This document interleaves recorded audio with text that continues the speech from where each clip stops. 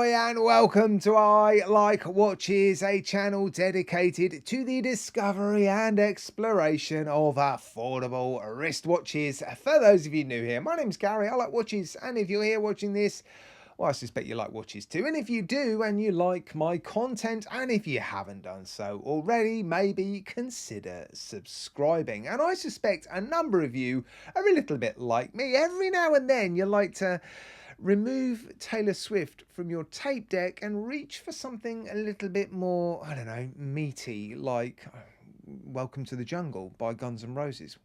What a tune. Anyway, watches are quite similar for me. Every now and then I want to grab something a little bit more meaty. And that's why we like brands like Phoibos, because they produce chunky, meaty, manly dive watches, and they've just launched a new one. Stick around. I'm going to tell you everything you need to know. Like the model name, this is the Depth Hunter, and they've made 8 of these. 4 are black sort of coated versions. The other 4 are standard stainless steel versions like this one. And I've picked the white dialed version to show you. I just like light coloured dials. And they're also a little bit easier to film. I don't really understand why. I had absolutely no trouble getting the shots I wanted with this watch. And I do think it's down to the lightness or darkness of the dials. But anyway, I do also prefer the colours on this particular watch.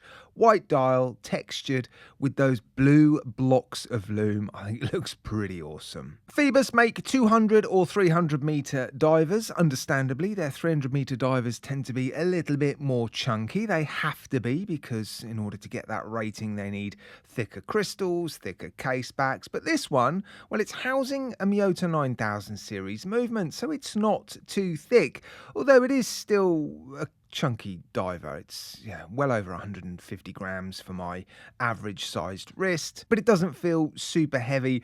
I wouldn't really categorize this as a heavy chunky diver. It's just a little bit heavier than average, and I do think it's one of their better designs. There are still things on it I would have changed or done a little bit differently, but with Phoibos I tend to either really like their designs or really not like their designs. Some of their designs just don't seem to flow particularly well. There's lots of different sort of styles all within a single watch, and it doesn't always work. But this one does mostly work. Let me just quickly talk about the thing that I would complain about or change, and that is just the outside of the bezel. It just seems a little bit too soft. It's not particularly grippy. The bezel action isn't fantastic on this particular watch, but you've got these large flat facets, crisp corners, and then you've got this bezel which has a very sort of soft, curved, gentle edge to it.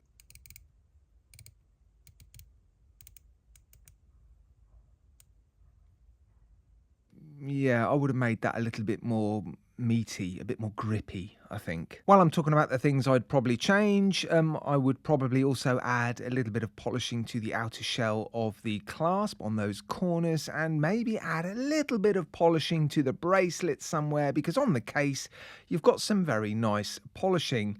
And the finishing on this watch, I think they're stepping it up a little bit. I do think they finished their slightly more expensive Miyota 9000 series watches a little bit better than their slightly more affordable NH35 powered watches. But their finishing is good. I mean, look at these shots. And it's another reason why I found this watch so easy to film. Every angle, every position I put this watch, it was so easy to capture interesting and nice clean shots, because it is just a beautifully finished watch. And those blocks of lume on the dial, really cool.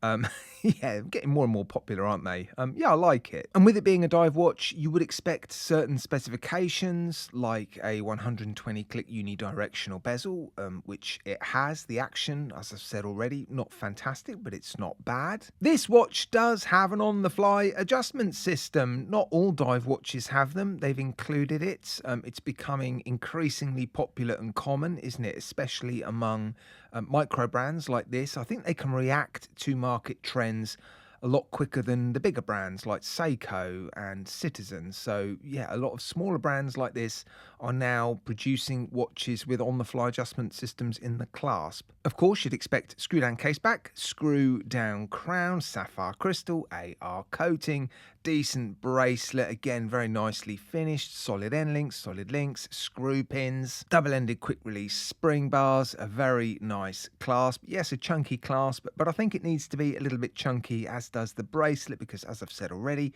this is a slightly heavier than average dive watch, so that extra weight in the bracelet and the clasp does help to even the weight of the watch all the way around your wrist, and it doesn't feel top heavy, and actually it doesn't sit too high on your wrist either. What else do I need to mention? H-link bracelet. Yeah, it is a nice bracelet. Like I've said already, probably would be a little bit better with a little bit of polishing on it.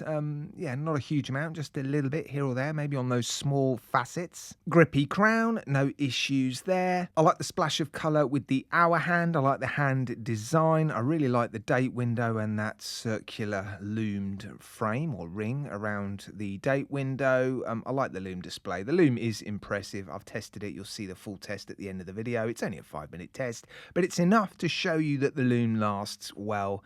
And yeah, I just love zooming into watches like this with these loom blocks to see the loom effect up close. It's, yeah, very cool. But yeah, it's not for everyone. Look, if you like it, it's, yeah, a nice watch. Well made, decent movement, well priced as well. They range from €470 up to €500, but they're offering 20% off until the 17th of October. So yeah, I'll put a link to their website in my video description. If you like the look of any of these, then yeah, head over there. The link is there purely for your convenience, not an affiliate link. And yeah, guys, let me know what you think of the watch and the review, of course.